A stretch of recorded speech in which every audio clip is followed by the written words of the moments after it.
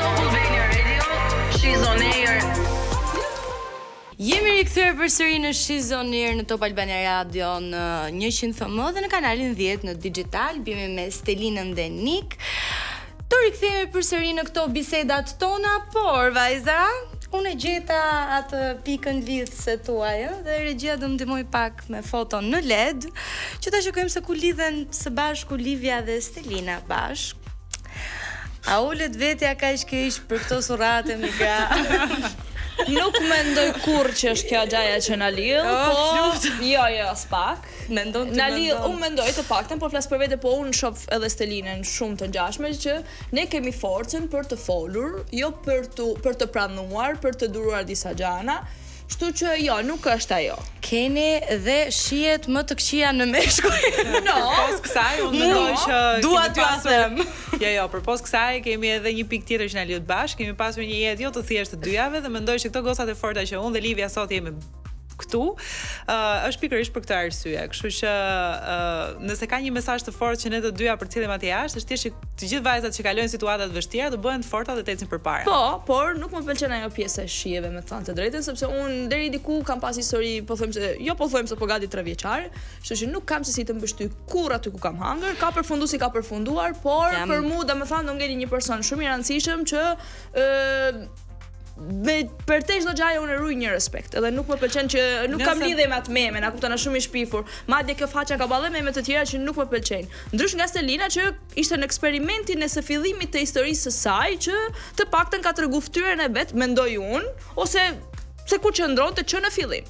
Nëse mund të shtoj dhe unë diçka për këtë, pavarësisht që koha që unë kalova me Kesin ka qenë shumë më e shkurtër, patjetër asnjëherë do unë nuk do zgjidhej që një person të cilin unë kam zgjedhur ta kem partner ose të kaloj kohë me të, nuk do doja asnjëherë ta ulja poshtë, sepse bashkë me të bie edhe unë. Kështu që me aq sa pavarësisht gjithë situatës së vështirë që ne të dy kemi pasur, me aq sa jam munduar që të qëndroj sa më korrekte dhe të mos ul as Kesin dhe as veten time bashkë për këtë marrëdhënie dhe historinë e famshme që kemi pasur. Jam shumë dakord për sa i përket të qëndrimit tuaj kundrejt ish partnerëve tuaj, por qëndron edhe fakti që zakonisht kemi partnerë në jetë të cilët vijnë na tregojnë që çfarë vërtet ne meritojmë dhe ndoshta nuk janë këta.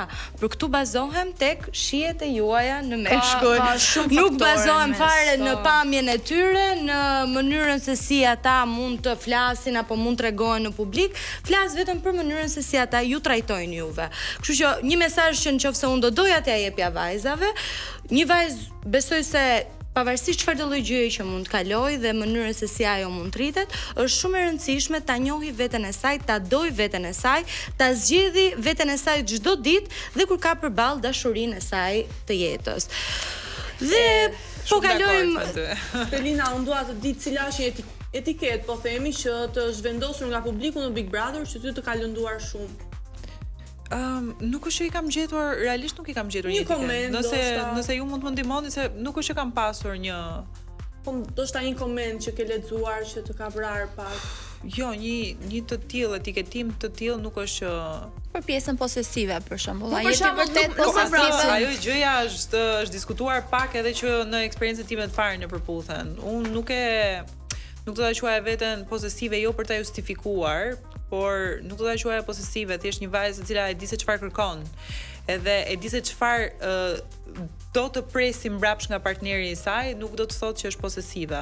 Jo më shumë për këtë pjesë, po ndoshta edhe për atë pjesën që i vajte me kamera për shembull deri në Saran. Kjo gjëja publiku ndoshta e ka quajtur pak si posesive nga ana jote dhe prandaj të pyet, a je vërtet kështu? Jo, nuk jam posesive dhe pak ditë më parë ka dalë prezantuesja e programit të përputhen, Megi Pojani, e cila ka dhënë një intervistë dhe thotë që është pyetur pikërisht për pabesinë në thonjza që është bërë kesit për vajtjen me kamera në Sarand dhe ajo vetë ka pranuar që ka qenë nga përputhen thjesht për të ruajtur transparencën në publik. Dhe kjo gjë është sqaruar edhe në ditën që është transmetuar klipi ku unë shkoj në Sarand për kesin, ku të gjithë bashkë, pra edhe unë, edhe prezantuesja kemi sqaruar që nuk ka qenë dëshira ime në asnjë moment për të shkuar në Sarand me kamera tek kesi, pra për ta transmetuar këtë gjë. Kështu që ju lutem këtë gjë ma hiqni sepse nuk më takon fare. Unë besoj që në këtë pikë megjithmonë duhet ta heqim të bashkangjitjes stop Stelina Casey stop. Patjetër. Shiko, mua më vjen shumë keq që vazhdon dhe trajtohet si temë, aq më tepër që ai djali ka një marrëdhënie tani, absolutisht unë nuk do doja fare që të futesha si e tretë ose si një person që vazhdon dhe flet për këtë marrëdhënie në momentin që ai ka diçka tjetër. Aq më tepër, edhe nëse nuk do kishte diçka tjetër, besoj që kam mjaftueshëm arsye që të mos ta gjej më veten qoftë në këtë marrëdhënie, po aq më tepër edhe në diskutime për këtë marrëdhënie. Bazuar nga shkëputja e imazhit tënd nga Casey dhe nga kjo histori e vjetër, kush janë planet e tua për tani pas Big Brotherit, pas gjithë kësaj eksperience, ku do ta shohim Stelinën?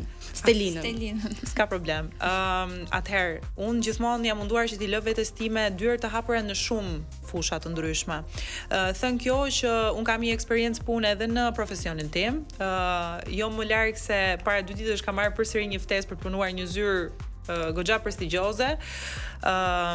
Mos të harrojmë faktin që kam edhe një biznes familjar të cilin patjetër dua ta shoh gjithmonë në ngritje, por siç e kam thënë dhe herë të tjera, eksperienca ime në përputhen përpos faktit për një eksperiencë më të veçantë, për të njohur veten akoma dhe më shumë, edhe pse jo dhe të gjeja një partner, ka qenë edhe një mundësi shumë e mirë për të promovuar veten, sepse unë kam pasur ëndër ekranin që kur kam qenë vajzë e vogël, kështu që nëse do më jepi një mundësi për të qenë pjesë e ekranit, do ta vlerësoja shumë dhe mendoj që do e gjeja shumë veten këtu. Po nga Niki, çfarë të presim tani në vazhdim? Ke ndonjë këngë të re ose ndonjë bashkëpunim, ndonjë emër në bashkëpunim, nëse mund ta thuash, nëse ke gjithmonë. Kam disa këngë që I kam rezervë dhe po I mbaj për një sesion live ose një studio session.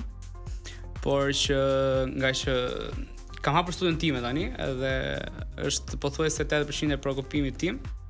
Dhe po përpiqem që të gjej kohë për veten. Sepse po kompozoj për të tjerë. Së shpeti. Nuk keni kohë për veten, çan këto s'kemi kohë për veten. Bazuar tek koha për veten, unë do kthehem pak tek Soled Med. Është një klinikë e specializuar që ndërthur ekspertizën mjekësore me teknologjinë bashkëkohore për të ofruar një gamë të plotë shërbimesh në fushën e fizioterapisë, estetikës, si dhe distribucionin e pajisjeve dhe produkteve profesionale për klinika të tjera, krijuar me bindjen se shëndeti dhe mirëqenia nuk mund të trajtohen të ndara. Soled Med përfaqëson një koncept të ri në kujdesin shëndetësor, një qasje të integruar, gjithëpërfshirëse dhe të personalizuar për çdo individ. Shërbimet që ofrojnë në Soled Med: fizioterapi, trajton një spektër të gjerë problemesh motorike dhe neuromuskulare për të rritur dhe fëmijë.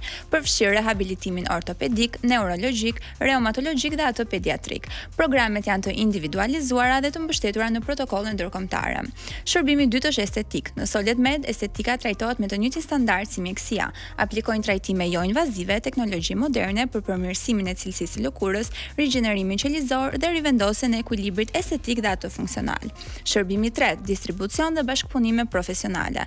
Soled Med operon gjithashtu si partner strategjik për klinika, qendra estetike dhe profesionistë të fushës, duke ofruar produkte, pajisje të certifikuara ndërkombëtarisht në fushën e fizioterapisë dhe ato të estetikës. Neve do shkëputemi pak për publicitet dhe do rikthehemi pas pak.